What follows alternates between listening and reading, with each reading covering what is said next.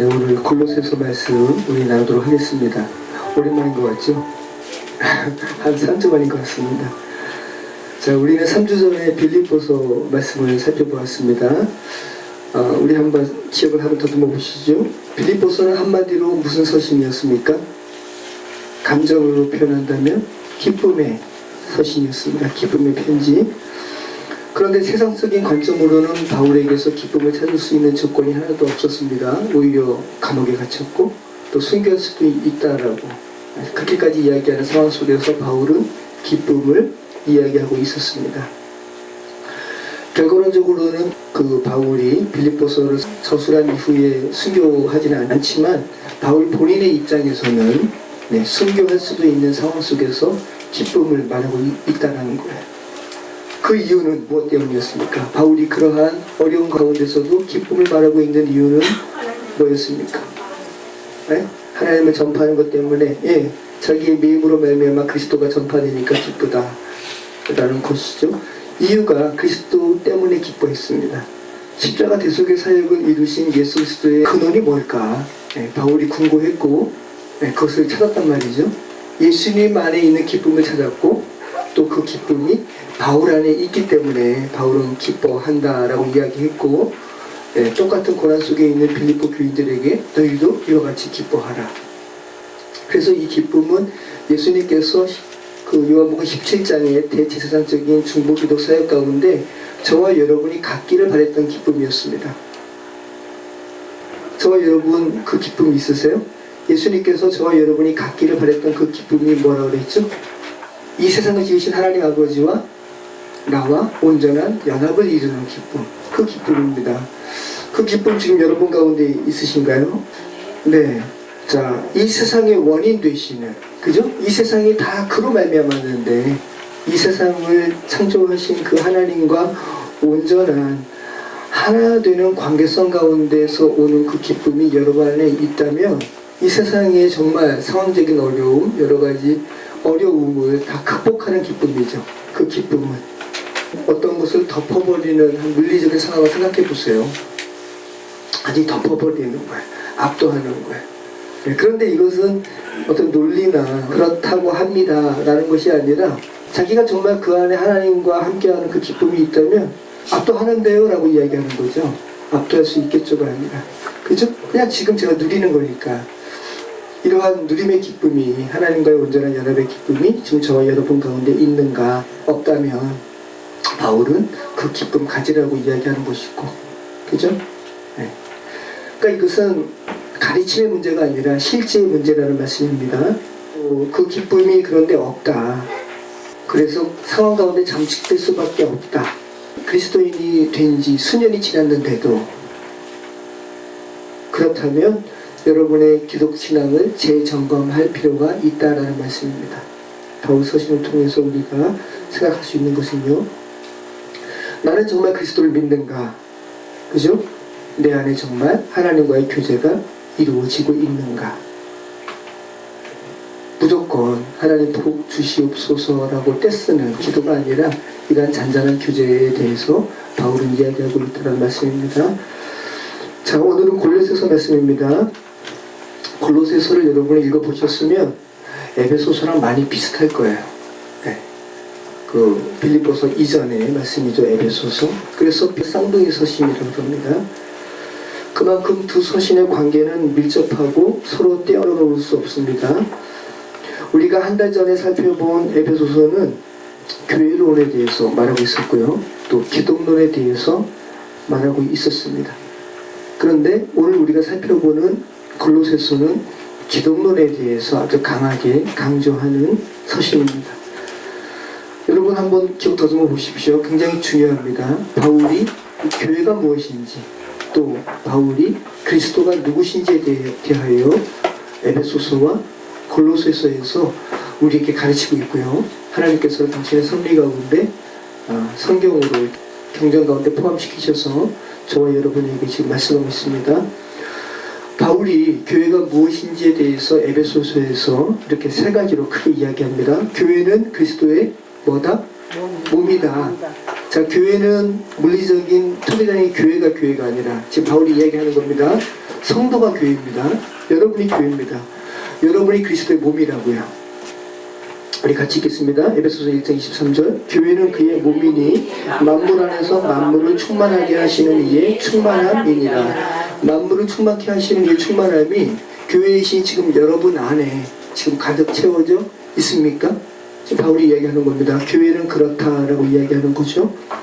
두 번째, 교회는 그리스도의 신부다. 우리 같이 있습니다. 아내들이여 자기 남편에게 복종하기를 주께 하듯하라. 이는 남편이 아내의 머리됨이 그리스도께서 교회의 머리됨과 같으니 그가 바로 몸의 구주시니라. 그러므로 교회가 그리스도에게 하듯 아내들도 범사에 자기 남편에게 복종할지니라. 단순히 물리적인 부인과 관계를 말하는 것이 아니라 그리스도와 교회의 비밀에 대해서 지금 바울이 이야기하고 있다 그랬습니다. 세 번째, 교회는 성령의 전이다. 같이 읽겠습니다. 에베소서 2장 19절. 그러므로 이제부터 너희는 외인도 아니요 나그네도 아니요 오직 성도들과 동일한 시민이요 하나님의 권속이라. 너희는 사도들과 선지자들의 터 위에 세우심을 입은 자라. 그리스도 예수께서 친히 모퉁이 돌이 되셨느니라. 그의 안에서 건물마다 서로 연결하여 주 안에서 성전이 되어가고 너희도 성령 안에서 하나님이 거하실 초소가 되기 위하여 그리스도 예수 안에서 함께 지어져 가느니라. 지금 여러분 이 벽돌 짓듯이 지금 하나님께서 여러분이 지금 성령 안에서 그리스도 안에서 하나님께서 거하신 성령의 전으로 지어져 가고 있다고 이야기하십니다. 얼마큼 지어져 가신 것 같아요. 그죠? 그리고 그 지어져 감의 그 머릿돌은 지금 확실한가? 흔들리지 않는 그리스도께서 추추들이 되어 계시는가? 한번 생각해 보시기 바랍니다. 자, 그러면 에베소서에는 기독론은 없는가? 아까 드린 말씀처럼 기독론도 있습니다. 자, 첫 번째, 구속사역의 주체자로 예수 그리스도를 소개하고 있습니다. 에베소서 1장 4절.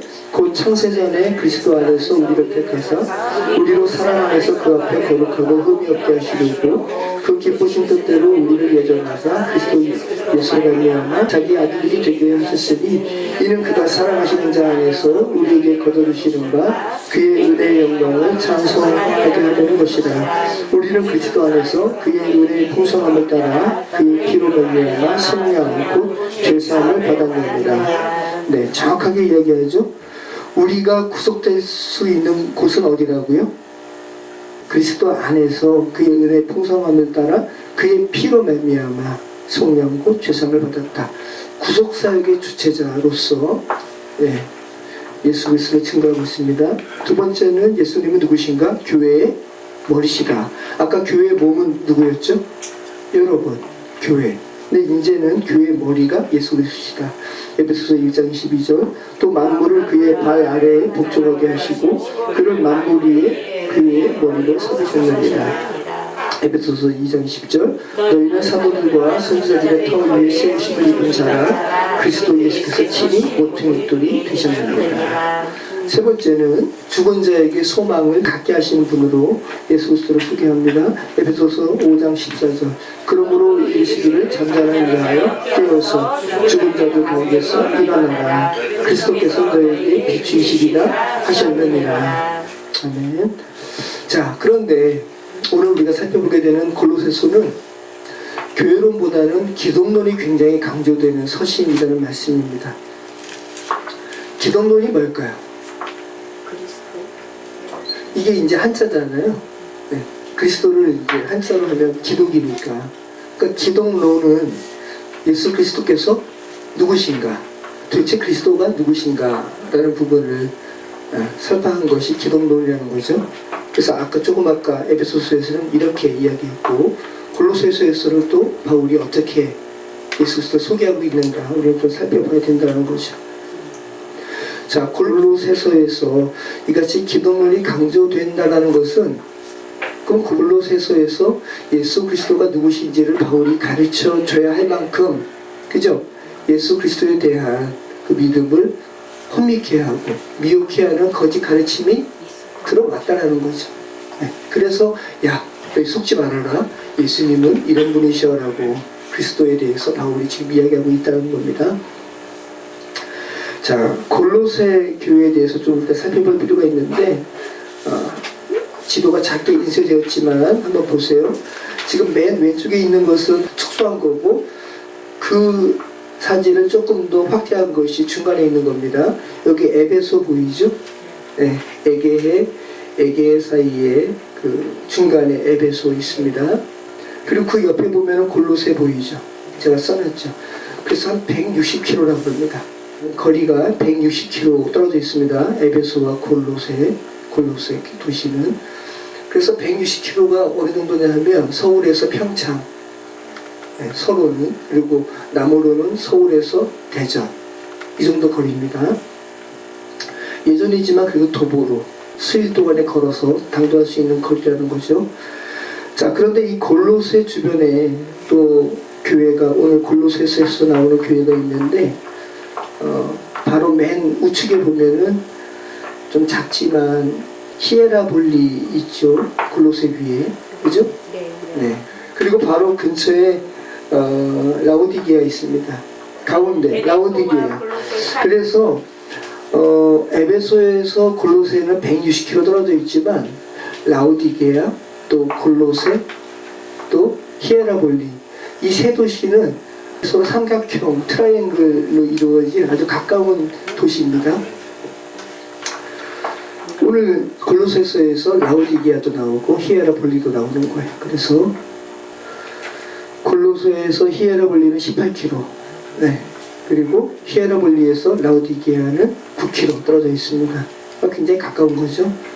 자, 이 골로새 지방, 이 부르기아 지방인데, 이 부르기아 지방에서 복음이 어떻게 전파되었는지 사도행전 16장 6절에 나오죠. 우리 같이 한번 읽어보겠습니다. 성령이 아시아에서 말씀을 전하지 못하게 하시거늘 그들이 부르기아와 갈라디아 땅으로 가다가 무시아 앞에 이르러 비두니아로 가고자 했으되 예수의 영이 허락하지 않으시는지라. 무시아를 지나 드로아로 내려갔는데 밤에 환상이 바울에게 보이니 마케도니아 사람 하나가 서서 그에게 청하여 이르되 마게도냐로 가서 우리를 도우라 하거늘 바울이 그 환상을 보았을 때 우리가 곧 마게도냐로 떠나기를 힘쓰니 이는 하나님이 저 사람들에게 복음을 전하라고 우리에게 부르신 줄로 인정함이로라. 네, 바울의 소아시아 복음 전파 경로가 기술되어 있죠. 자, 부르기아 나오고 갈라디아가 나오잖아요. 여기 보면은 중간에 보면 갈라디아 있고요. 그리고 지금 골로새, 라오디게아, 히에라볼리, 다 에베소, 다 부르기아 지방입니다. 그러니까 지금 바울이 소아시아 지방에서 복음을 완전하게 다 전하려고 이렇게 애썼다라는 거예요. 갈라디아, 부르기아를 두루 거쳐서 이제 어디로 가려고 했다고요? 비두니아. 글로 가려고 했는데 밤에 환상이 바울에게 임하는 거죠. 마케도니아 사람 한 명이 밤에 나타나서 우리를 도우라 해서, 그래서 에게를 건너서 마케도니아로 간 거예요. 그래서 빌립보 유럽 교회가 그때 세워진 거죠. 자, 이 부르기아 지방은 골로새 교회, 또 라오디게아 교회, 히에라폴리스, 또 이 지방 외에 요한계시록에 나오는 7개의 교회가 속한 지역이 부르기아 지방입니다. 그래서 부르기아 지방은 이교적인, 이방적인 종교 문화가 아주 팽배했던 지방이라고 그러고, 그리고 헬라 철학도 굉장히 강한 도시였고요. 유대인들도 많았습니다. 그럼 지금 제가 드리는 말씀에서 유대적인 종교 특성이 그 안에 있었음을 우리는 알 수 있는 거죠. 헬라 철학, 그리고 이방 종교, 혼합 종교적인 그런 특색이 있는 지방이 바로 부르기아 지방이라는 것이고, 어쩔 수 없이 그러면 그러한 이방 종교적인 그런 공격이 부르기아 지방에 있는 교회에 침투됐겠죠. 그 문제점에 대해서 바울이 서술하고 있는 것이 골로새 서신이라는 말씀입니다. 골로새는 굉장히 검은색의 양모가 아주 발달된 그런 산업적인 그런 특색이 있는 도시라고 합니다. 요세푸스라는 유대인 역사가에 의하면 메소포타미아와 바벨론에서 유대인이 2000명이 이렇게 유입되었다 그러고요. 그리고 BC 62년경에는 골로새에 거주하는 유대인들이 성전세를 예루살렘으로 내는 부분에 대해서 기술하고 있는데, 그때 그 유대인 남자의 수가 11,000명이었다고 그래요. 그러니까 굉장히 유대인이 많은 거죠. 빌립보에는 유대인이 없었잖아요. 성인 유대인 10명이 없어가지고 회당을 짓지 못했는데 골로새는 그런 도시가 아니라는 거죠. 자, 그러면 골로새 교회의 지도자는 누구일까요? 골로새 교회는 그럼 누가 개척했을까요? 바울이 아닙니다. 네. 그 말씀이 골로새서 1장 6절에 나옵니다. 우리 같이 읽겠습니다. 이 복음이 이미 너희에게 이르매 너희가 듣고 참으로 하나님의 은혜를 깨달은 날부터 너희 중에서와 같이 또한 온 천하에서도 열매를 맺어 자라는도다. 이와 같이 우리와 함께도 종된 사랑하는 에바브라에게 너희가 배웠나니 그는 너희를 위한 그리스도의 신실한 일꾼이요. 네. 자, 골로새 교회 성도들이 복음을 누구에게 배웠다고요? 에바브라. 그래서 에바브라가 골로새 교회를 개척한 사람으로. 네. 그런데 왜 그러면 바울이 골로새 교회에 편지를 쓸 수 있는가? 그럼 에바브라는 복음을 누구에게 배웠겠어요? 바울에게. 네. 바울이 에베소 지역에서 복음을 전할 때 두란노서원도 열어서 그때 복음도 가르치고요. 많은 제자가 있었습니다. 그 중에 한 명이 골로새가 고향인 에바브라였고요. 에바브라가 자기 고향으로 가서 교회를 개척한 겁니다. 그런데 이러한 이교적인 종교 혼합적인 문제가 교회에 침투하니까 로마의 가택연금되었던 바울을 찾아가서 문제를 상의한 거고, 바울은 골로새 교회 문제에 대해서 골로새서를 서술한 거죠. 자, 그러면 여러분, 에바브라 하니까 우리가 지난 3주 전에 살펴본 말씀이죠. 빌립보서에서 누가 등장하죠? 빌립보 교회는 바울을 사랑했으니까 바울을 많이 돕고, 그런데 바울이 가택연금 당하니까 그 바울을 위로하려고 한 지도자를 보내죠. 누구였어요? 에바브로디도. 자, 근데 에바브로디도 하니까 이름이 비슷해 보이잖아요. 그리고 동일인인가? 어떤 주석서에는 동일인이라고 말하기도 하는데 다릅니다. 제가 그 부분 한번 좀 나눠볼게요. 지금 왜 다른 사람인지, 다른 사람으로 여겨지는지. 우선 여러분, 문화권이 다릅니다. 자, 에바브로디도는 빌립보 교회의 지도자라고 했잖아요. 빌립보 교회는 조금 아까 우리가 살펴본 것처럼 마케도니아 사람이 아시아에서 복음을 전하려는 바울에게 나타나서 우리를 도우라 해서 바울이 에게를 건너서, 그래서 이게 유럽인 거예요. 네. 마케도니아는 유럽입니다. 그러니까 문화권이 유럽이라고요. 빌립보는 마케도니아 지방에 있는 교회 중에 하나가 빌립보 교회니까. 그런데 골로새는 소아시아 지방이라고요. 지역이 완전히 다른 거예요. 그리고 단순히 지역이 떨어진 것뿐만 아니라 문화권이 다르다고요. 소아시아와 유럽. 이름의 의미도 달라요. 만약에 동일인이라면 그럼 에바브로디도의 축약형이 에바브라일까? 이런 생각을 우리가 하기 때문에 동일인은 아닐까 이렇게 생각을 하는데 의미 자체도 다릅니다. 여러분. 에바브로디도라는 이름의 의미는 아름다운 말씀이에요. 그 한자로는 아담입니다. 아담과 하와 할 때 그 아담이 아니라 한자가 아담이라고요. 초아, 우아할 아. 그 아가 서 있죠? 아름다운 노래 할 때 그 아자예요. 초아. 그 다음에 말씀담. 에바브로디도의 이름입니다. 이름의 의미예요. 아담, 아름다운 말씀. 그런데 에바브라는 물거품이라는 의미입니다. 그러니까 의미 자체가 완전히 다르다고요. 네, 그러니까 다른 사람이 가능성이 더 많습니다. 자, 그리고 복중서신이 여러분 4개가 있잖아요. 빌립보서, 그 다음에 에베소서, 골로새서, 그 다음에 빌레몬서. 그런데 골로새서, 에베소서, 빌레몬서는 두기고라는 사람에 의해서 한 번에 소아시아 지방에 있는 교회들로 전해진 거고요. 빌립보는 그 홀로 따로 에바브로디도에 의해서 전해졌습니다. 그러니까 굉장히 여러 가지 상황이 완전히 다릅니다. 골로새 교회의 문제점을 상의하러 로마 감옥에 있는 바울에게 온 사람은 골로새 교회의 지도자 에바브라였는데, 그 골로새 교회 편지를 에바브라가 전한 것이 아니라 두기고의 손에 들려서 전했다고요. 이때 에바브라는 바울 옆에 있었어요. 그것이 말씀에 나옵니다. 그런데 빌립보서신은 에바브로디도가 병에 걸렸다가 나은 후에 다시 에바브로디도의 손에 들려서 빌립보 교회에 전달되었죠. 자, 에베소서 6장 21절 우리 같이 읽겠습니다.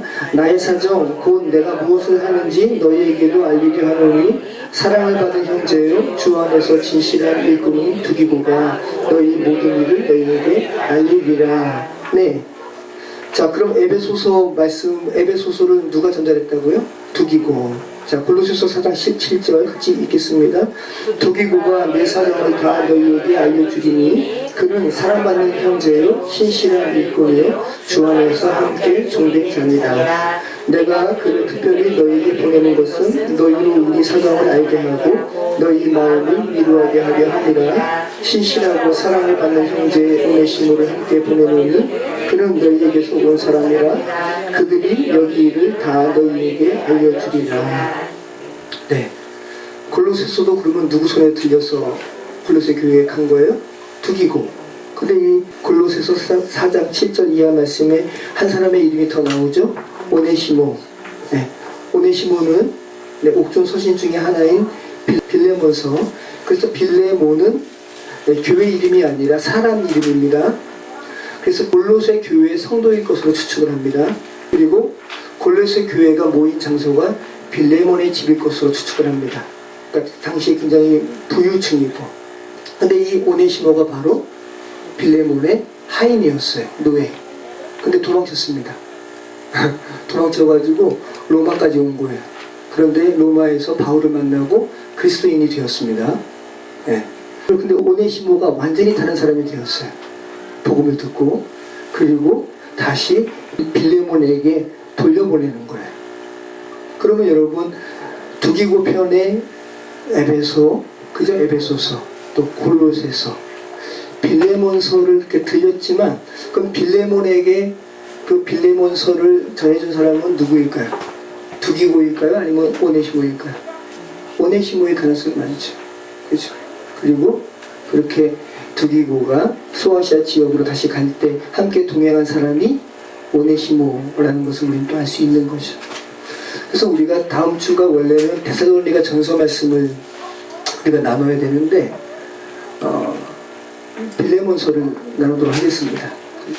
지금 에바브라는 두기고와 함께 골로새로 돌아가지 않았다는 말씀을 제가 드리는 겁니다. 지금 빌레몬서에 마침 나옵니다. 에바브라가 지금 두기고와 함께 동행한 것이 아니라 로마의 바울과 함께 있는 것이 빌레몬서의 말씀에 나와요. 우리 빌레몬서 1장 23절 같이 읽겠습니다. 그리스도 예수 안에서 나와 함께 갇힌 자 에바브라와 또한 나의 동역자 마가, 아리스다고, 데마, 누가가 무난하니라. 네.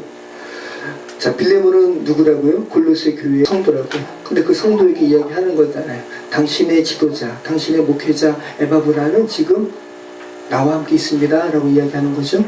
네. 자, 에바브라와 에바브로디도는 이렇게 다른 사람의 가능성이 더 많다라는 것을 지금 제가 나누었습니다. 자, 두기고 손에 들려졌던 편지 중에 에베소서, 또 골로새서, 또 빌레몬서 이렇게 있지만 에베소서와 골로새서는 각각 교회론과 기독론이 잘 설명된 편지라는 것을 여러분 기억하실 필요가 있습니다. 네. 사용된 단어도 그렇고 또 내용도 그렇고 상황도 그렇고 네. 그죠? 그래서 혹자는 에베소서를 골로새서 4장 16절에 보면 어떤 말씀이 나오냐면 너희 골로새서와 라우디게아 교회에 보내는 서신과 서로 좀 교차해서 읽어라, 서로 좀 회람해라 라는 말이 나오거든요. 그래서 그 라우디게아 서신이 바로 에베소서는 아닐까 이렇게 이야기하는 학자도 있습니다. 왜냐하면 내용적으로 쌍둥이 같기 때문에. 그리고 마침 라우디게아 서신이 지금 존재해요? 존재하지 않아요? 존재하지 않으니까. 그런데 에베소서와 골로새서는 이렇게 내용적으로 의미가 같고 마침 라우디게아 서신과 교차해서 읽으라고 하니까 그럼 혹시 라우디게아 서신이 에베소서는 아닐까라고 생각한다는 거죠.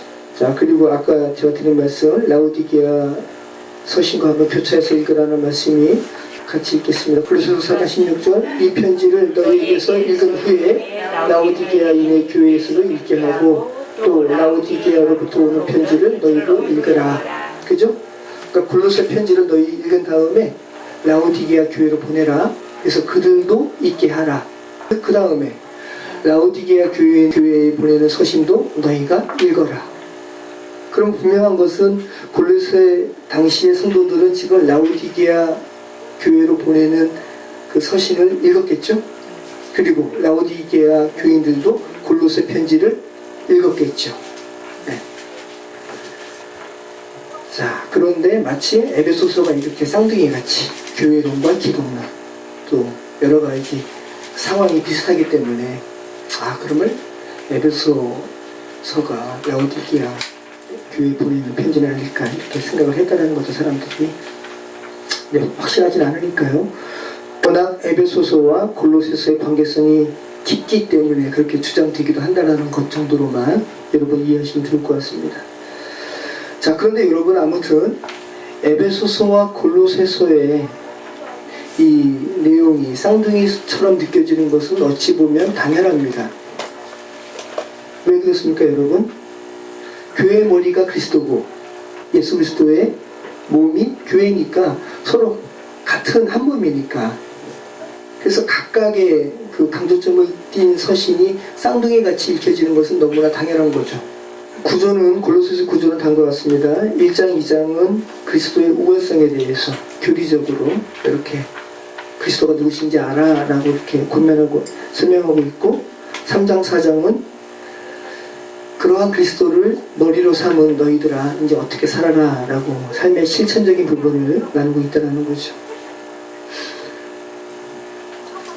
자, 우리 7절 말씀부터, 우리 1장 7절 말씀부터 같이 읽겠습니다. 이와 같이 우리와 함께 중보한 사랑하는 에바브라에게 너희가 배웠나니 그는 너희를 위한 그리스도의 신실한 일꾼이요 성령 안에서 너희 사랑을 우리에게 알린 자니라. 이로써 우리도 듣던 날부터 너희를 위하여 기도하기를 그치지 아니하고 구하노니 너희로 하여금 모든 신령한 지혜와 청명의 하나님의 뜻을 아는 것으로 채우게 하시고 주께 합당하게 행하여 범사에 기쁘시게 하고 모든 선한 일에 열매를 맺게 하시며 하나님을 아는 것에 자라게 하시고 그의 영광의 힘을 따라 모든 능력으로 능하게 하시며 기쁨으로 모든 견딤과 오래 참음에 이르게 하시고 우리로 하여금 빛 가운데서 성령의 기업의 부분을 얻기에 합당하게 하신 하나님 아버지께 감사하게 하시기를 원하노라.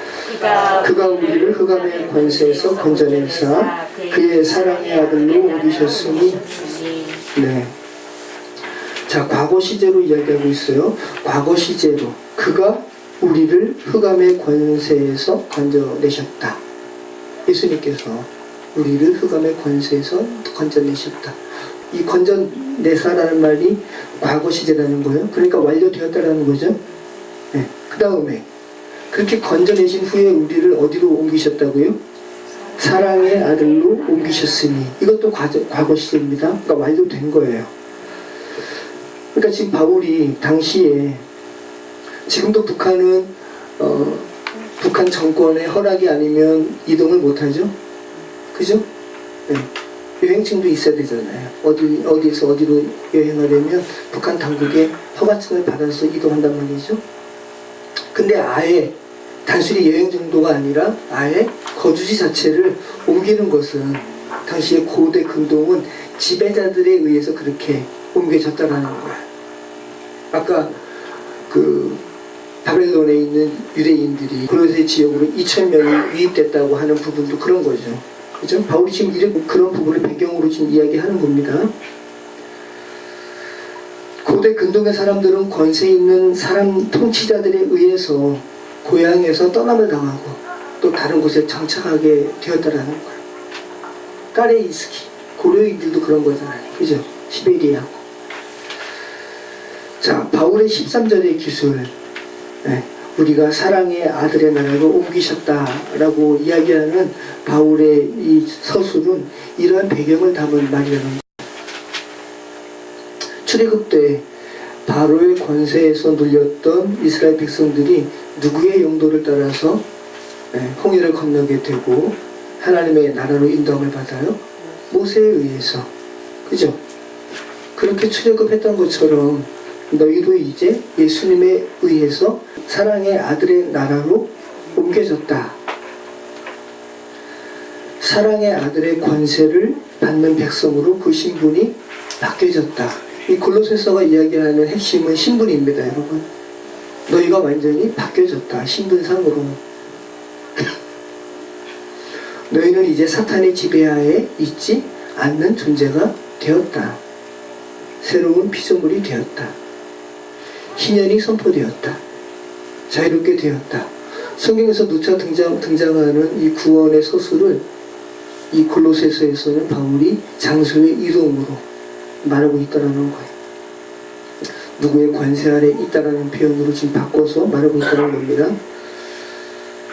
자, 여러분, 저와 여러분을 죽음에서 살리셨다, 죄에서 구원하셨다라는 부분에만 포커스를 맞추게 되면 여러분이 아 그래? 그럼 내가 이제 죄의 몸에서 좀 자유케 되었네? 그 이상의 의미를 생각하는 것이 좀 어렵습니다. 그죠? 죄의 몸에서 너가 자유케 되었다. 그 정도 선에 머물게 되는데 하나님께서 너희를 지금 사랑의 아들의 나라로 옮기셨다 라는 부분에 우리가 좀 포커스를 맞추게 되면 바울의 말대로 그럼 여러분에게 어떤 마음이 들겠어요? 내가 지금 죄의 나라의 시민이었는데 하나님께서 나를 번쩍 들어서 사랑의 아들의 나라로 거두지를 옮기셨다. 거두지를 옮기셨다는 말은 나의 신분이 사랑의 아들의 그 백성으로 신분이 지금 바뀌었다는 거잖아요. 그러면 어떤 부분을 더 생각할 수가 있습니까? 그럼 하나님 아들의 나라의 시민으로서 난 그럼 어떻게 살아야 하는가? 그죠? 하나님 아들의 나라의 그 시민인데 내가 지금 여전히 사탄의 지배를 받고 있다면 그거는 말이 안 되는 거잖아요. 지금 바울이 지금 그 부분 이야기하고 있는 거거든요. 네. 마치 모세가 이스라엘 백성을 이끌고 홍해를 건넌 후에 시내산에서 하나님 나라의 백성이 어떻게 살아야 하는 줄 알아? 라고 하면서 거룩을 가르친 것과 같습니다. 2012년에 아주 재밌는 영화가 나왔죠. 저는 광해, 왕이 된 남자 보셨어요? 이병헌이 너무 연기를 잘해요. 자, 여기서 이병헌이 원래 광대였습니다. 광대였어요. 천민이죠. 그런데 영화 스토리가 그래요. 진짜 왕인 광해가 병이 걸렸어요. 병이 걸리니까 그 신하들이 조정이 이렇게 혼란스러워질까봐 왕이 병에 걸렸다는 사실을 감추고 왕이 그 병에서 낫게 될 때까지 얼굴이 비슷한 사람을 왕으로 내세우죠. 시나리오가 너무 재미있죠. 그게 누구예요? 이병헌. 네. 자, 이병헌이 원래 뭐라고요? 광대. 자, 옷은 왕의 옷을 입었지만 그 행동은 무슨 행동을 하는 거예요? 광대 행동을 하는 거예요. 왕의 옷을 입고 막 엉덩이 들고 막 춤추고 그 모습을 보고 이런 시나리오를 이렇게 만든 대신들이 가슴이 철렁하죠. 천성이 광대니까 왕의 옷을 입었지만 그냥 광대 모습이 그냥 나오는 겁니다. 근데 시간이 지나면서 이 광대 이병헌이 점차 왕의 법도를 배우죠. 네. 그런데 단순히 왕의 법도만 배우는 것이 아니라 이 이병헌은 광대잖아요. 천민이에요. 그런데 왕의 마음을 가지게 돼요. 아, 감동적이죠. 왕의 마음을 가져서 진짜 왕보다도 더 국민을 사랑하는 나라를 사랑하는 거예요. 네. 근데 그 모습을 보면서 신하들도 이 사람을 정말 마음으로 왕으로 인정해버려요. 네. 그래서 이 비밀이 탄로나면 안 되잖아요. 그래서 원래는 이 광해가 이제 병에서 낫게 됩니다. 그렇게 되면 이 천민이었던 이병헌은 어떻게 돼야 돼요? 죽여야 돼요. 그런데 왕으로 삼아버렸잖아요. 마음속에 이미 왕이잖아요.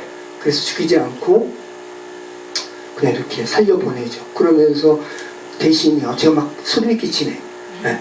예우를 갖추면서, 그죠? 마지막에 배 태워 보내면서 예우를 갖추면서 허균이죠. 네. 이렇게 절을 하는 모습이 있죠.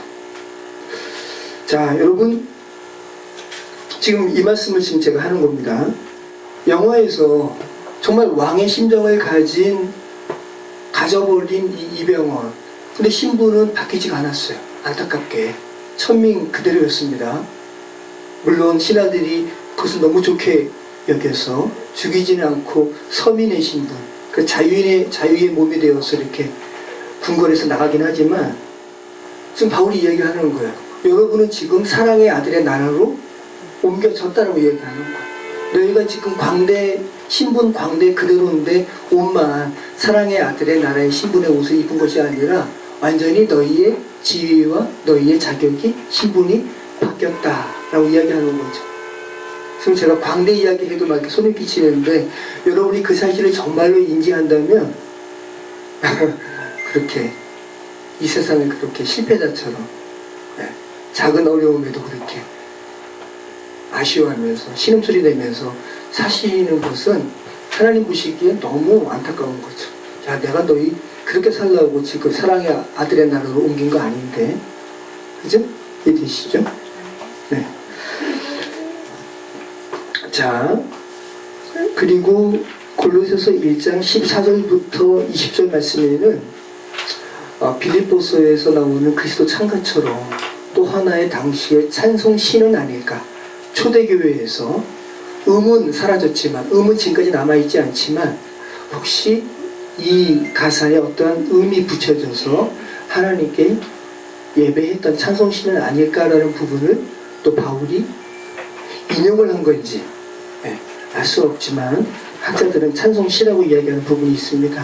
Pas estin ekon tu theou tu aaratu, protatarkas pas ektisios, hata in auto ektise ta panta, intois uranois kai epites geis, taharata kai ta aarata, ete thranoi ete kuriatetes, ete arkai ete exousiai, ta panta di autu kai esautan ektistai, kai autas estin prapanton, kai ta panta in auto synesteken, kai autas estin he kepale tu somatas tes ecclesias, has estin he arche protatakas ekton necron, hina gene tai in passing autas protuum, hata in auto eudakesen panta pleroma kaito kesai, kai di autu apakata laksai ta panta esautan, e reina poiesas diatu haimatas tu staru autu, di autu eteta epites ges, eteta entois uranois. 우리 한번 14절부터 20절까지 말씀을 같이 읽어보겠습니다. 그 아들 안에서 우리가 속량 곧 죄사함을 얻었도다.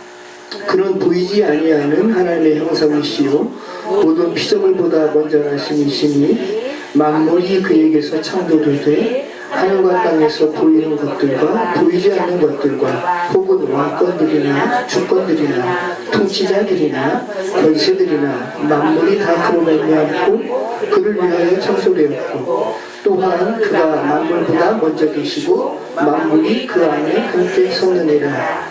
그는 몸인 교회의 머리시라. 그가 근본이시요 죽은 자들 가운데서 먼저 나신 이시니 이는 친히 만물의 으뜸이 되려 하시며 아버지께서는 모든 충만으로 예수 안에 거하게 하시고 그의 십자가의 피로 화평을 이루사 만물 곧 땅에 있는 것들이나 하늘에 있는 것들이 그로 말미암아 자기와 화목되게 되기를 기뻐하십니다.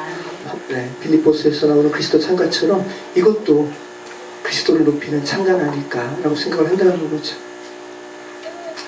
자, 가만 보면 여러분 제가 색깔로 이렇게 여러분도 좀 이해하기 쉽게 제가 해놨는데요. 15절 말씀 보면 그는 보이지 아니하는 하나님의 형상이요 모든 피조물보다 먼저 나신 이시니 라고 하죠. 근데 이 먼저 나신 이시니라는 부분이 또 18절에 또 나오죠. 그는 몸인 교회의 머리시라. 그가 근본이시요 죽은 자들 가운데서 먼저 나신 이시니. 자, 첫 번째는 그 창조, 시간적인 창조 이전에 권위의 우선을 이야기하는 것이긴 하지만 아무튼 먼저 나신 이라는 같은 단어를 두 번 사용하면서 어떤 구분이 이루어지는데 첫 번째는 그리스도는 옛 창조의 중보자. 그리스도가 창조주이시니까. 그런데 죽은 자들 가운데서 먼저 나신 이시니, 여기서 말하는 이 죽음으로 인해서 죽음 가운데서 다시 부활하셨다, 이런 부분이니까 구원에 대한 메시지잖아요. 그래서 그리스도는 새 창조의 중보자이시기도 하시다라는 부분을 지금 같은 단어를 사용해서 죽음 이전과 죽음 이후에 주체적인 역할을 하시는 분으로 지금 말씀하고 있죠. 자, 그 다음에 만물이 그에게 창조되되 라고 하죠. 만물을 창조하신 분이 그리스도시다. 네, 물질적인 창조뿐만 아니라 모든 것의 창조. 그런데 모든 충만으로 예수 안에 거하게 하시고 라는 부분에서 다시 그 만물을 충만케 하신 예수 그리스도께서 새 창조 이후에도 그분께서 모든 충만으로 거하신다. 자, 그리고 원인 이유에 대해서도 이야기하죠. 권세들이나 만물이 다 그로 말미암고 그를 위하여 창조되었고, 이 세상이 창조된 이유는 뭔지 알아? 예수 그리스도를 위함이야 라고 원인과 이유에 대해서, 창조에 대해서 이야기하고 있는데, 자, 그리스도께서 새 창조의 또 주권자이심을 얘기하는 부분에서도 20절 말씀 같이 읽겠습니다. 그의 십자가의 피로 화평을 이루사 만물 곧 땅에 있는 것들이나 하늘에 있는 것들이 그로 말미암아 자기와 화목되게 되기를 기뻐하십니다. 네, 예수 그리스도의 십자가 사역의 이유는 만물이 죄로 인한 불화에서 벗어나 자기와 화목되게 하려는 그 이유다, 원인이다, 이렇게 이야기하고 있다는 거죠. 그러니까 완전히 우주적인 하나님, 우주적인 그리스도에 대해서 지금 골로새서에서 나오는 그리스도 창단을 말하고 있다는 겁니다. 자, 아무튼 이 구절이 그 당시의 노래의 원형인지 아니면 원형이 아닌지는 알 수는 없지만, 아무튼 우리는 초기 기독교회의 원시적인 찬송을 그리스도 찬가와 빌립보서에서 나오는 찬가와 오늘 이 골로새서에서 나오는 찬가를 통해서 알 수 있는 거야. 당시에 초대교인들이, 아주 비교적 이른 시기의 초대교인들이, 그죠? 바울 시대니까 예수 그리스도를 어떻게 고백했는지 우리 알 수 있는 거죠. 그러니까 이 바울 서신에서 발견되는 교회론과 기독론이 어느 정도 시간이 지난 후에, 몇백 년이 지난 후에 죄성 있는 사람의 어떠한 왜곡이 가미된 것이 아니라, 제가 드린 말씀은, 그죠? 아주 깨끗한 복음의 그 원형이 성경에 남아있다는 것을 제가 지금 말씀드리고 있는 겁니다. 성경의 이 복음의 메시지에 죄성 가득한 인간의 의도가 개입되지 않았다는 것. 해석하는 인간의 죄성이 그 성경의 내용을 변질시키지, 하나님의 거룩하신 섭리 가운데 완성된 우리가 읽고 있는 성경 66권은 왜곡되지 않았습니다. 그래서 여러분이 읽으실 때 항상 성령의 감동을, 성령의 도우심을 기도하고 성령을 읽는 것이 중요합니다. 자, 15절 말씀 보면 그리스도께서 보이지 않는 하나님의 형상이라고 하죠. 그리스도께서 하나님의 형상이래요. 그러면 그리스도를 보면 누구의 형상이 보여진다는 거예요? 하나님의 형상이. 그 말은 하나님을 완전히 계시하신 분이 누구시라는 거예요? 예수 그리스도. 네. 그래서 여러분이 하나님 눈에 보이지 않잖아요. 그런데 여러분 하나님을 보고 싶으시면 성경을 읽으시면서 예수님이 어떤 분이신지 여러분이 보시면 하나님을 보실 수 있는 거죠. 그 이야기하는 거죠. 그래서 요한복음 14장에서 빌립이 예수님께 요청하잖아요. 예수님, 하나님을 보여주십시오. 그랬더니 예수님이 뭐라고 그러셨습니까? 요한복음 14장 9절 말씀 같이 읽겠습니다. 예수께서 이르시되 빌립아, 내가 이렇게 오래 너희와 함께 있으되 내가 나를 알지 못하느냐? 나를 보지 않은 아버지를 보았거늘 어찌하여 아버지를 보리라 하느냐? 네,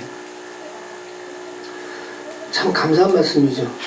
그래서 여러분, 우리는 어떤 소망을 가져야 되는데, 우리가 그리스도께로 돌아가면, 그리스도는 하나님의 형상이니까 우리는 하나님의 형상이 깨어졌잖아요. 근데 우리가 성경에서 계시된 그리스도께로 돌아가면 우리 안에 깨어지고, 그죠, 오염된 하나님의 형상이 회복될 것이라는 소망을 가질 필요가 있다는 거죠. 자, 15절 말씀 우리가 아까 잠깐 제가 이야기했는데요. 예수 그리스도를 논하면서 바울이 만물보다 먼저 나신 자 라고 이야기하는데, 그러면 예수님께서 피조물이신가? 피조된 존재인가? 만물보다 먼저 나신 자라고 하니까, 그러니까 만물에 앞서서 그리스도를 하나님께서 만드신 건가? 라는 그런 오해를 할 수가 있는데요. 여기서 이 먼저 나신 자라는 프로토코스라는 말은 창조의 시간적인 순서를 말하는 것이 아니라 권위의 순서를 말하는 겁니다. 그러니까 시간적으로 예수님을 하나님께서 창조하셨다는 말씀이 아니라 예수님의 권위가 가장 앞선다라는 것을 말씀하고 있다는 겁니다.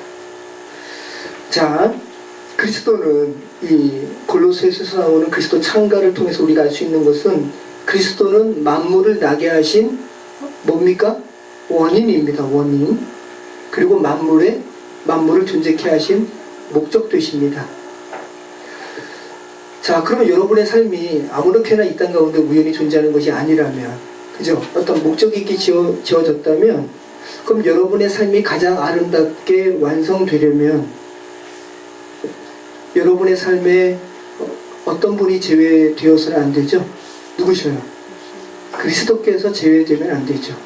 여러분의 삶의 목적에 난 이렇게 살 거야. 여러분 마음대로 정하는 것이 아니라 그리스도가 항상 그 안에 있어야 된다고요. 그래야지 아름답게 완성된다고요. 의미는 사뭇 다르지만 활용정점이라는 말이 있잖아요. 붓으로 용을 그렸어요. 근데 용이 그냥 그림 속에 있는 겁니다. 그런데 점 하나 딱 찍었습니다. 그게 용의 눈이죠. 그래서 용이 되어서 날아갔다는 말이 활용정점이잖아요. 의미는 다르지만 여러분이 아무리 가치 있게 보이고 여러분 스스로 이 정도 삶이면 가치 있지, 내가 추구하는 삶이 이런 삶이야, 가치 있지 라고 여길지라도 그 안에 그리스도가 없는 삶의 목적이라면 정말 죽은 그림과 같다라는 거죠. 죽은 그 자체니까. 그리고 여러분이 그리스도인이라고 자처하지만 여러분의 삶에 생동감이 없고 또 의미 없이 허비되는 것처럼 느껴진다면, 그렇게 지루하다면 다시 여러분의 마음을 갱신하실 필요가 있는 거죠. 여러분 안에 그리스도께서 어떠한 의미로 여러분 안에 있는지 다시 한번 하나님께 여쭐 필요가 있다는 겁니다. 마음을 다시 새롭게 하셔서 여러분의 삶을 그리스도께로 가져가시기 바랍니다. 네. 생각해 보십시오, 여러분. 하나님께서 이 산나만상을 지으시고, 그죠? 그런데 만유의 주체이신 그리스도께서 여러분을 이 자연 가운데 하나, 돌멩이, 사자, 동물로 지으신 것이 아니라 하나님의 아들의 형상으로 여러분을 지으셨는데 얼마나 귀한 거예요. 그죠? 그런데 여러분에게 허락된 이 육신의 그 시간을 그렇게 기력 없이 그렇게 불평하면서 어떤 장에 뛰어넘지 않고 그 안에 매여 있다면 하나님 보시기에 얼마나 안타깝겠어요. 슬픈 거죠.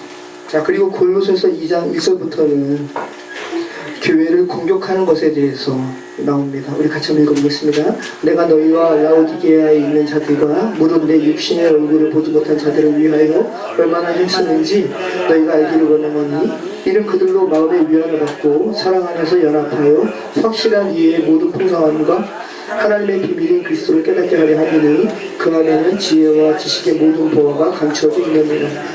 내가 이것을 말하면 아무도 교묘한 말로 너희를 속이지 못하게 하려 하느니, 이는 내가 육신으로 따라 있으나 심령으로는 너희와 함께 있어 너희가 질서 있게 행함과 그리스도를 믿는 너희의 믿음이 굳건한 것을 기쁘게 봅니다. 그러므로 너희가 그리스도 예수를 주로 받았으니 그 안에서 행하되 그 안에 뿌리를 박으며 세움을 받아 교훈을 받은 대로 믿음에 굳게 감사함을 넘치게 하라. 누가 철학과 헛된 속임수로 너희를 사로잡을까 주의하라. 이것은 사람의 전통과 세상의 초등학문을 따르며 그리스도를 따름이 아닙니다. 그 안에는 신성의 모든 충만이 육체로 거하시고 너희도 그 안에서 충만하여졌으니 그는 모든 통치자와 권세의 머리시라. 네, 당시 골로새 교회에 침투했던 여러 가지 철학, 헛된 속임수로 너희를 사로잡을까 주의하라. 자, 이 개혁개정에서는 사로잡을까라고 표현했지만, 번역했지만, 개혁 성경에서는 노력할까 주의하라. 다른 말로는 빼앗길까 주의하라는 거거든요. 여러분 안에 있는 그 하나님 아들의 사랑의 아들의 나라의 그 백성의 신분을 빼앗길까 주의하라. 이 세상의 헛된 철학과 속임수들은 너희 안에 있는 그것들을 좀 빼앗으려고 한다라는 거죠.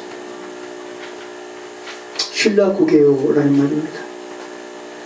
그러니까 지금 바울이 저와 여러분에게, 골로새 성도들에게 이미 하나님 나라의 풍성함이 이미 여러분 안에 있음을 지금 전제하고 이야기하고 있다는 거. 이게 없는 게 아니라는 거예요, 여러분. 여러분 안에 이미 그리스도의 풍성함이 있다는 거예요. 그것을 지금 전제하고 지금 바울이 이야기하는 겁니다. 그리고 우리 한번 11절 이후부터 이하 말씀 같이 한번 읽어보겠습니다. 또 그 안에서 너희가 손으로 하지 아니한 할례를 받았으니 곧 육의 몸을 벗는 것이요 그리스도의 할례니라. 너희가 세례로 그리스도와 함께 장사되고 또 죽은 자들 가운데서 그를 일으키신 하나님의 역사를 믿음으로 말미암아 그 안에서 함께 일으키심을 받았느니라. 여러분 한번 함께라는 부분을 한번 좀 집중해 보세요. 바울이 그리스도의 십자가 사역과 더불어서 여러분을 함께라는 말로 묻고 있습니다. 그러니까 바울이 이 함께라는 말로 시차를 초월해서 2000년 전의 골로새 성도들과 지금 이 말씀을 읽는 여러분에게 함께라는 말로 그리스도의 십자가와 그리스도의 부활을 묻고 있다는 것은 그 십자가의 사건과 부활의 사건에 여러분도 함께 동참되었음을 지금 말하고 있는 거죠. 그러니까 예수님만 십자가에 못 박히시고 죽임당하시고 그리고 부활하시는 것을 여러분은 전혀 상관하지 않으면서, 여러분은 참여하지 않으면서 입으로만 저 믿습니다, 그게 아니라는 거예요. 여러분이 정말로 십자가에서 죽었고 다시 부활하셨음을 지금 바울이 이야기하고 있는 겁니다. 바울은 그리스도의 십자가와 부활의 사건이 성도들과 함께 일어난 사건으로 말합니다. 근데 이것이 바울은 자기 마음대로 말하는 것이 아니라 바울이 하나님께 받은 계시죠. 진리라고요. 자, 로마서 6장 6절에서도 이렇게 이야기하죠.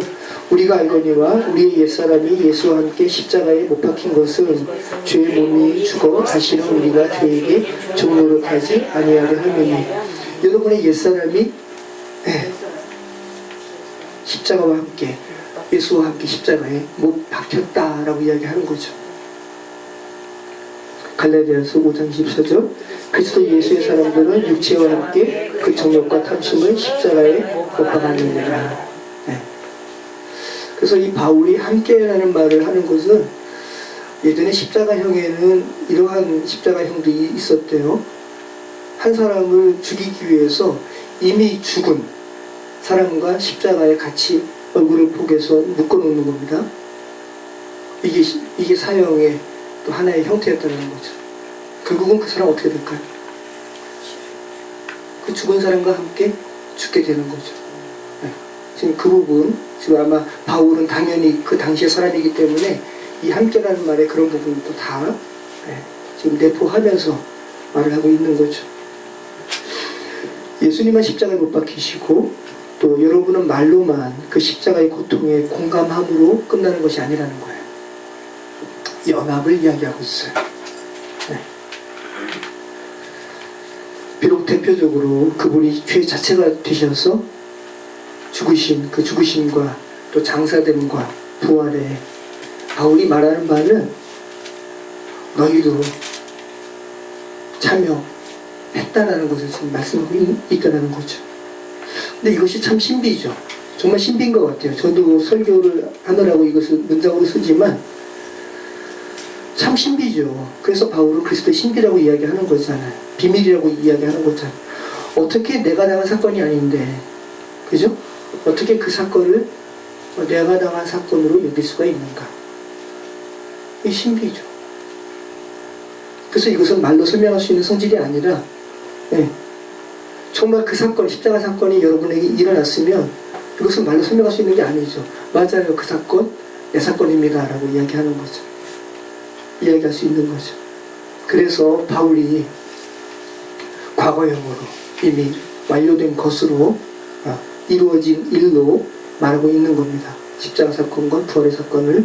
자, 14절 말씀. 또 범죄와 육체의 무할례로 죽었던 너희를 하나님이 그와 함께 살리시고 우리의 모든 죄를 사하시고 우리를 거스리고 불리하게 하는 법조문으로 쓴 증서를 지우시고 제하여 버리사 십자가에 못 박으시고 통치자들과 권세들을 무력화하여 드러내어 구경거리로 삼으시고 십자가로 그들을 이기셨느니라.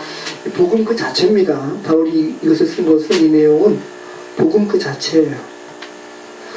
우리를 거스리고 불리하게 해서 법조문으로 쓴 증서를 지우시고, 율법인데요. 여러분, 여러분이 세상 살면서 잘못 많이 하셨죠? 정말 너무 심각하게 하니까 여러분 뜨끔하시는데 정말 많이 하셨잖아요. 근데 그거 지금 다 기록되어 있겠죠? 보세요 여러분. 사람도 CCTV를 통해서 사람의 행동을 녹화하고 사람의 말도 자성으로 녹음하고 사람도 그렇게 사람의 일들을 기록하는데 여러분 하나님이시잖아요. 그죠? 근데 여러분이 가지고 있는 여러분이 행했던 그 죄의 기록들이 지금 어떻게 됐을까요? 다 제하해버리사. 네. 근데 믿지 않는 사람들은 있어요. 그래서 사탄이 하나님께, 하나님 당신은 정의로운 분이시죠? 이 사람 이런 죄졌습니다. 저 사람 하나님 나라에 갈 수 없습니다. 저랑 같이 지옥가에 마땅합니다. 내세우는 거죠. 법조문으로 쓴 증서를 하나님 앞에 들어 보이는 거죠. 그럴 때 예수님, 옆에 있는 예수님께서 중보하시는 거죠. 하나님 아버지, 사탄의 말이 맞습니다. 저 사람 저런 죄를 졌습니다.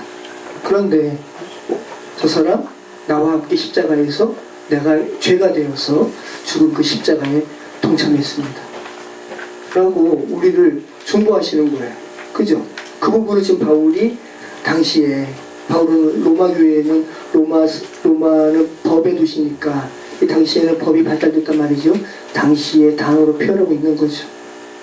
이 도말하시고 증서를 법조문으로 우리를 거스리고 너는 죽어 마땅하지. 네, 우리가 지은 죄의 기록이죠. 우리를 거스리고 우리를 불리하게 하는 법조문으로 쓴 증서를 지우시고, 네, 개역개정에서는 지우시고라고 말을 했지만 개역은 도말하시고, 네, 한자이긴 한데 더 확실하죠. 도말해버리셨어요. 엑살라이포라는 말입니다. 문자적으로는 석회를 바르다, 하얗게 회칠하다라는 의미지만, 뭐 석회 그럼 다시 다 지워버리면 다시 드러나는 건가요? 그게 아니라 은유적으로 이 말이 의미하는 바는 완전히 씻어내버리는 겁니다. 흔적을 아예 없이 하는 것, 완전히 없애는 것을 말합니다. 사탄이 하나님께 여러분의 죄에 대해서 이렇게 드려 보이는 것을, 그 채무증서를 주님께서 완전히 소멸하신 것을 말하는 거죠. 제하여 버리사, 아이로라는 말이에요. 빼앗아가는 것을 말합니다. 세상 죄를 제거하는 의미로 성경에 쓰여졌어요. 그래서 요한일서 3장 5절에는 이렇게 이 말이 사용됐습니다. 제하여 버리사 할 때 아이로라는 말이 그가 우리 죄를 없애려고 나타나신 것을 너희가 아나니 그에게는 죄가 없느니라. 자, 그리고 통치자들과 권세들을 무력화하여, 네, 아펜크디오마이라는 말인데요. 이런 거예요. 전쟁터에서 총을 들고 갑자기 뒤인 적에게 총을 겨누면서 손들어, 그죠? 총 버려. 이게 뭡니까? 무장해제죠. 네, 무장해제. 우리의 원수를 무장해제하는 그런 부분을 지금 바울이 아펜크디오마이라는 말로 쓰고 있습니다.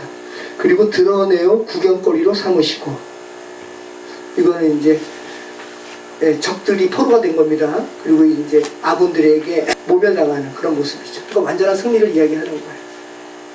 십자가로 그들을 이기셨느니라. 하나님 아버지의 완전한 승리에 대해서 말하고 있습니다. 자, 너희가 이 같은 너희의 신분을 아니, 십자가의 능력을 아니, 십자가 사역의 궁극적인 승리를 너희 알았니? 그러면서 그러므로 16절 나오는 겁니다. 그러므로 이 같은 승리를 얻은 너희의 신분을 알라라는 말씀이죠. 이렇게 너희 알았으면 먹고 마시는 것과 당시 골로새 교회에 침투했던 그 이단적인 가르침이라는 거죠. 거기에 영향받지 말라는 거죠. 먹고 마시는 것과 또 절기나 초하루나 안식일을 이유로 누구든지 너희를 비판하지 못하게 하라. 이것들은 장래일의 그림자이나 몸은 그리스도의 것입니다. 아무도 꾸며낸 겸손과 천사 숭배를 이유로 너희를 정죄하지 못하게 하라. 그가 본 것에 의지하여 그 육신의 생각을 따라 헛되이 과장하고 머리를 붙들지 아니하는지라. 온몸이 머리로 말미암아 마디와 힘줄로 공급함을 받고 연합하여 하나님이 자라게 하시려고 자라느니라. 너희가 세상의 초등 학문에서 그리스도와 함께 죽었거든 어찌하여 세상에 사는 것과 같이 규례에 순종하느냐. 곧 붙잡지도 말고 맛보지도 말고 만지지도 말라 하는 것이니 이 모든 것은 한때 쓰이고 없어지리라. 사람의 명령과 가르침을 따르느냐. 이런 것들은 자의적 숭배와 겸손과 몸을 괴롭게 하는 데는 지혜 있는 모양이나 오직 육체 따르는 것을 금하는 데는 조금도 유익이 없느니라.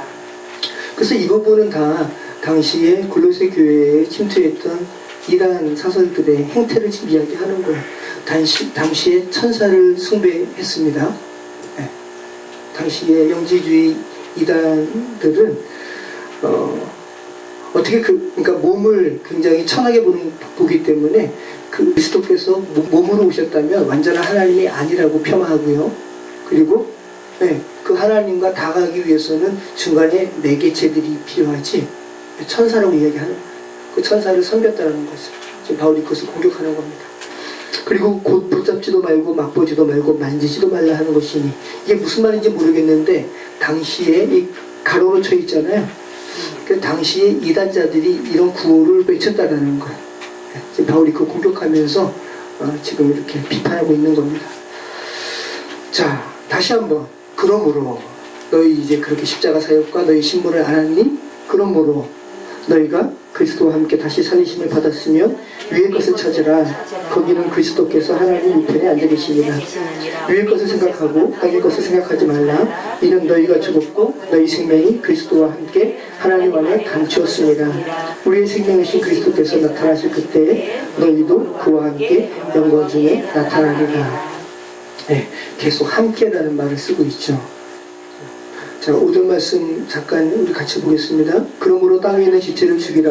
곧 음란과 부정과 사욕과 악한 정욕과 탐심이니 탐심은 우상 숭배니라. 이것들로 말미암아 하나님의 진노가 임하느니라. 너희도 전에 그 가운데 살 때에는 그 가운데 행하였으나 이제는 너희가 이 모든 것을 벗어버리라. 곧 분함과 의욕과 악의와 비방과 너희 입에 부끄러운 말이라. 너희가 서로 거짓말하지 말라. 옛사람과 그 행위를 벗어버리고 새 사람을 입었으니 이는 자기를 창조하신 이 형상을 따라 지식기까지 새롭게 하시는 입은 자니라. 거기에는 헬라인이나 유대인이나 할레파나 무할레파나 야만인이나 스두리아인이나 종이나 자유인의 자격이 있을 수 없나니 오직 그리스도는 만유시요 만유의 것이니라. 그러므로 너희는 하나님이 택하사 거룩하고 사랑받는 것처럼 긍휼과 자비와 겸손과 온유로 오래 참을 힘있고 누가 누구에게 불만이 있거든 서로 용납하여 피차 용서하되 주께서 너희를 용서할 것 같이 너희도 그리 하고 이 모든 것 위에 사랑을 더하라. 이는 온전하게 너희를 뜸이라. 그리스도 평강이 너희 마음을 주장하게 하라. 너희는 평강을 위하여 행복으로 부르심을 받았나니 너희는 또한 감사하는 자가 되라. 그리스도의 말씀이 너희 속에 풍성히 거하여 모든 지혜로 피차 가르치며 권면하고 시와 찬송과 신령한 노래를 부르며 감사하는 마음으로 하나님을 찬양하고 또 무엇을 하든지 말이나 일에나 다 주 예수의 이름으로 하고 그를 힘입어 하나님 아버지께 감사하라. 네, 하나님 나라의 신분이 여러분의 것이 되었으니 이럴 수 있겠죠. 그죠? 음란과 부정과 사욕과 악한 성욕과 또 다른 사람 용서할 수 있겠죠. 하나님의 사랑이 더 크니까 그것이 완전히 여러분 안에 소유되었으면. 그러면서 18절부터는 다시 에베소서에서 우리가 나눴던 것처럼 아내들아 남편에게 복종하라. 남편아 아내 사랑하라. 종들아 상전 복종하라. 상전들아 종들을 사랑하라. 또 자녀와 아비아의 관계를 또 하고 있죠. 그러니까 마치 에베소서 보는 것 같아요. 그죠? 네. 그러니까 쌍둥이 서신이라고 불리는 겁니다. 여러분 말씀 마치겠습니다. 여러분 골로새서는 여러분 우리 어렸을 적에 많이 읽으셨던 왕자와 거지의 이야기에서처럼 거지의 옷을 벗고 왕궁으로 돌아온 왕자의 이야기를 하고 있습니다. 그죠? 당신은 이제 하나님의 아들입니다. 그분의 풍성함이 이제 당신의 풍성함이 되었습니다. 라는 사실을 충만함이라는 단어를 반복해서 사용함으로써 골로새 성도로 하여금 그 사실을 믿도록 하고 있어요. 충만함이라는 단어를 사용해서 사도 바울이 이토록 그리스도 안에서의 풍요를 강조하는 이유는 사단이 이 세상의 정사들이 여러분 안에 있는 그 부요를 빼앗으려 하기 때문이고 여러분으로 하여금 빼앗기지 않기를 지금 권면하고 있다는 거죠. 거지의 삶이 너무나 익숙하시죠. 그죠? 하나님 아버지의 나라의 백성이 조그마한 것에 신음하겠습니까, 여러분? 거지는 신음하겠죠. 자동적으로 손 올리잖아요. 노숙인지 아닌지 대번에 아는 것은 거지 근성, 이런 부분이 정말 이루어졌으면은 어떤 분이 그러더라고요. 그러면 그 사람 마인드 이미 넘어갔습니다라고 이야기하더라고요. 굉장히 중요한 부분이죠. 여러분 안에 거지 근성 지금 있으세요? 없으세요? 왕궁으로 다 돌아오셨습니까? 돌아오셨어요? 거지의 삶이 너무나 익숙해서 너무 어색한 거예요. 왕자의 신분이. 그러신 것 같아요. 그죠? 여러분 그리스도인 된 우리의 모습에 좀 당당할 필요가 있을 것 같습니다. 그죠? 몸이 아프면 죽는 것밖에 더 있어요. 저 가끔 그래도 이 죄악된 세상을 이기셔야죠 라고 말씀하시지만 제가 저 죽고 싶어요 라고 이야기하는 것은 정말 죽는 것밖에 더 있습니까? 죽음 이후에는 하나님과 연합하니까. 그죠? 바울이 이야기하는 거잖아요. 여러분 죽음이 끝이에요? 아니잖아요. 아니에요. 하나의 관문일 뿐이에요. 오히려 그리스도와 함께 거하는 부분이죠. 바울이 그거 원했습니다. 그런데 그럼에도 불구하고 우리에게 하나님께서 육신적인 생명을 허락하신 이유는 이 사실을 아직도 모르고 거지처럼 살아가는 하나님의 아들들이 이렇게 많은데 너희는 그들에게 이 소식 전해야지. 그죠? 바울이 그래서 내가 지금 너희와 함께 더 있는 것이 너희에게 유익하다라고 이야기하는 거죠. 자, 바울이 알고 깨달은 그 비밀이 저와 여러분에게 지금 전해졌습니다. 그죠? 정말 그 신분 알게 되었다면 그 신분 누리시기 바랍니다. 기도하겠습니다. 참 좋으신 하나님 감사합니다. 골로새서를 통해서 우리의 신분이 어떤 신분인지 알게 하시면 감사합니다. 성령 하나님, 정말 거지의 그 삶이 더욱 익숙한 우리의 모습 하나님과 제 삶을 되돌아봅니다. 아버지 하나님, 왕국의 삶이 더 익숙해지는, 그래서 그 왕국의 삶을 누리는 우리의 인생 되게 하여 주시옵소서. 예수 그리스도 이름으로 기도합니다. 아멘.